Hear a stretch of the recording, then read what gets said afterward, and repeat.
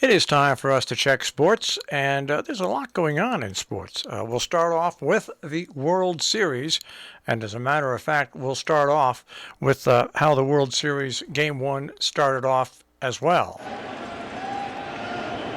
Here's one slammed into left field. How about that start to the World Series? Soler will take the trip, and he puts Atlanta up 1-0 with a first swing of the Fall Classic. And right away, two close pitches that he took, got behind 2-0, and then a sinker down the middle of the plate. Soler known for his strikeouts and homers, and there's no better way to check into the World Series with this swing right here. Short left field porch. Jorge Soler, one of the 4 outfielders added to the Braves roster in season by Alex Anthopoulos. Wow, that's all you can say. That's all you can say. Pretty amazing. What a way to start the World Series. First batter up, first pitch, boom, home run. The game wound up being 6-2. The Braves getting the lead.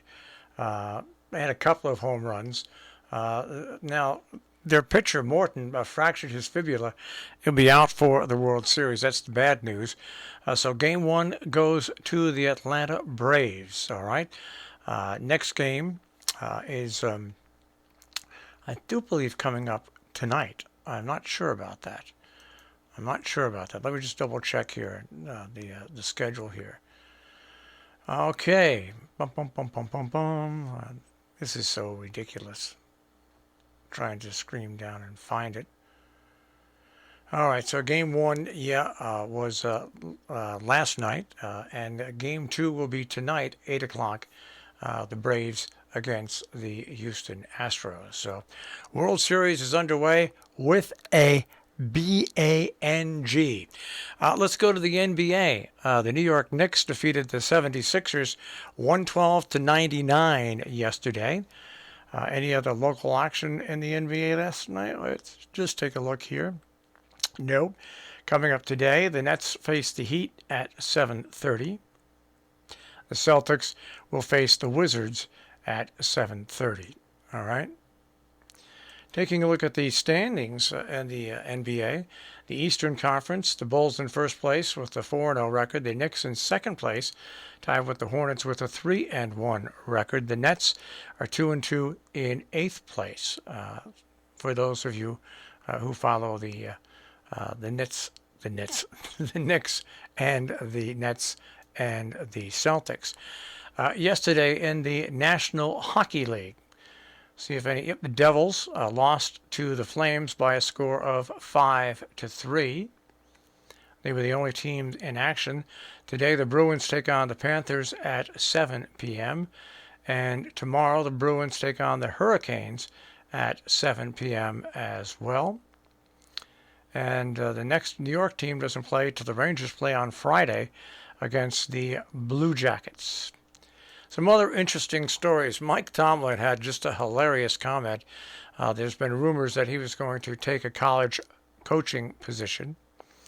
And during his press conference on Tuesday, he said that it was a joke that he was one of the names mentioned as a potential candidate for the USC job. Here's his quote exactly.